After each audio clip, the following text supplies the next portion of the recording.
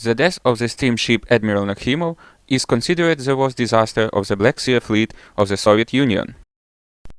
August 31, 1986, at 11:12 p.m., a huge cruise liner with 1,243 people on board, as a result of the collision with another ship, completely went underwater in just 7 minutes. What happened on that fateful night, and why did the liner sink so quickly?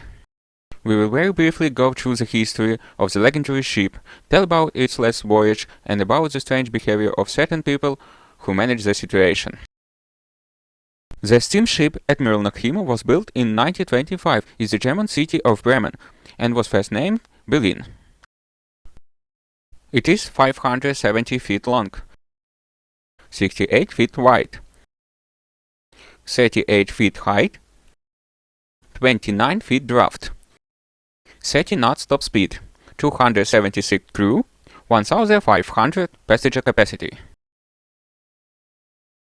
Until 1939, the ship was used as a passenger liner, and with the beginning of the Second World War, it was converted into a floating hospital and served for the benefit of the German army. At the end of January 1945, Berlin had to evacuate to surrounded German troops in the Polish city of Swinemund. During the mission, the liner encountered a mine, received a hole with a diameter of 26 feet and miraculously remained afloat, and began to search for shallow water, but later he hit another mine and sank to the bottom. The Berlin was sunk at a depth of 40 feet by the end of the war. In 1947, an operation was carried out to raise the ship and deliver it to Germany for repairs. After 10 years, repairs were completed and the ship was handed over to the Soviet Union as reparation. The Germans really didn't want to give Berlin. The ship received a new name, Admiral Nakhimov, and in June of the same year went in its first voyage. For 29 years, the ship made cruises and was considered a standard of Soviet luxury. In 1985, it underwent planned major repairs. The last voyage took place in August 29, 1986. Its route can be seen in this schedule. The liner was supposed to depart from the Ukrainian city of Odesa and arrive in the Turkish city of Batumi, calling at the port of the city on the way. As a result, it had to return to Odessa. Leaving the port of Novorossiysk, Admiral Nakhimov unexpectedly received a powerful blow almost to the center of the starboard side from the ship, which was loaded with grain.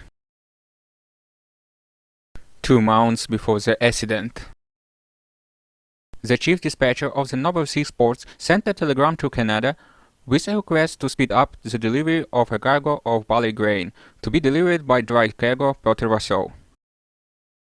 Pyotr Vasov is a specialized vessel for bulk cargo transportation. It was built in 1981 in the Japanese city of Yusuki. Its dimensions are almost identical to the dimension of Admiral Nakhimov. It was transferred to the Black Sea Fleet in 1985. August 29, 8:00 p.m. Admiral Nakhimov, according to the schedule, leaves Odessa on his last, as it turned out, voyage. The road to Yalta and Novorossiysk was uneventful. August 31, 10:00 p.m. Admiral Nakhimov should leave the port of Novorossiysk, but it's delayed for 10 minutes due to the lateness of the very important tourist, Major General of the KGB of Odessa. 10:10 p.m. After talking passenger on board, Nakhimov departs from the berth.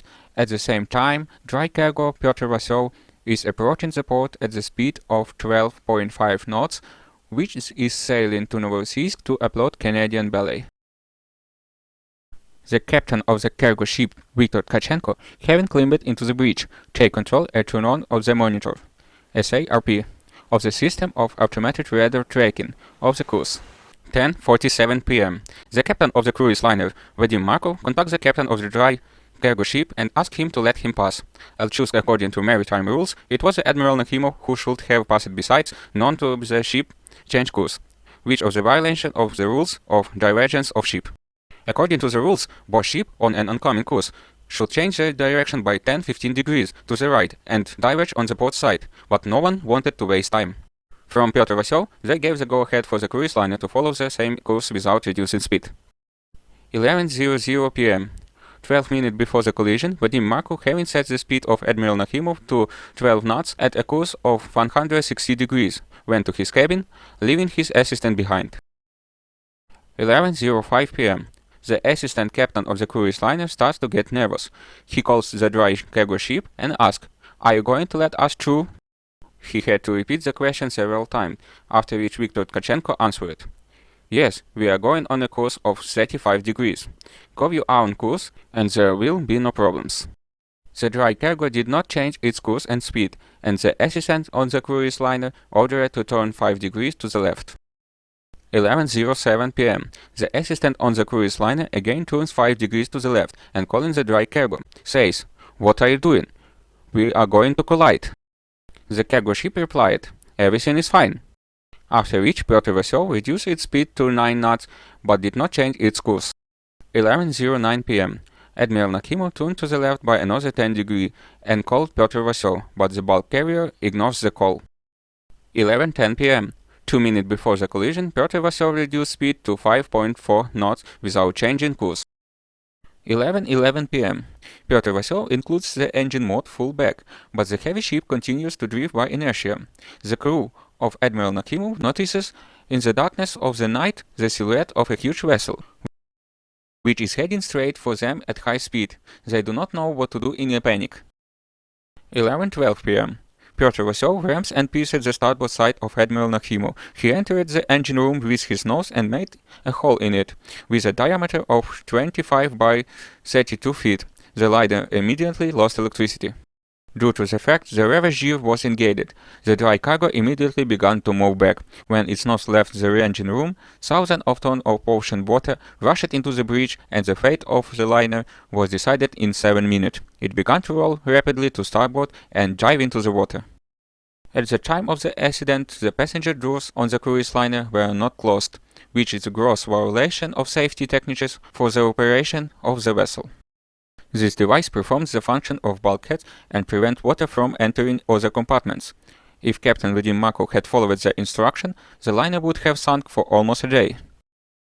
According to official data, 423 people died, but journalists and individual people involved in the investigation assure that the number is actually higher. Under normal conditions, it takes 30 minutes to launch a fully loaded boat, but the ship went completely underwater in 7 minutes, creating a large funnel behind it and drags the passenger underwater. In addition, a lot of fuel, oil and paint floated to the surface from the liner, due to which the water became thick and it was very difficult for people to escape. Due to the rapid sinking of the ship, the crew did not even have time to send SOS signal, so it is logical to show that the rescue could not immediately go to help. Later it was stated that the bulk cargo ship took 37 passengers and 1 dead body on board. This is quite a good result for a ship of this type, because due to its high size, it is almost unable to save people who were overboard. The rest of the passengers were saved by boats that came to help. According to the statement of the people responsible for this, 820 passengers should have been saved, but this is official data of the Soviet Union. People who are independently investigated the case and are not afraid of the authorities said the number of all rescued passengers does not exceed 300 passengers. The KGB Major General died along with his entire family. There are interesting speculation that he had secret document with him, which he kept in a sealed cabinet. Immediately after the accident, search operations were organized. Divers dived under the pretext of searching for bodies, but in fact they were looking for the same lockers. After a few months, the search was declared complete, and the place itself was forbidden to visit. After the collision, the captain assistant who tried to save the liner ran to his cabin and closed the door behind him, and the captain himself was among the first to rush into the boat.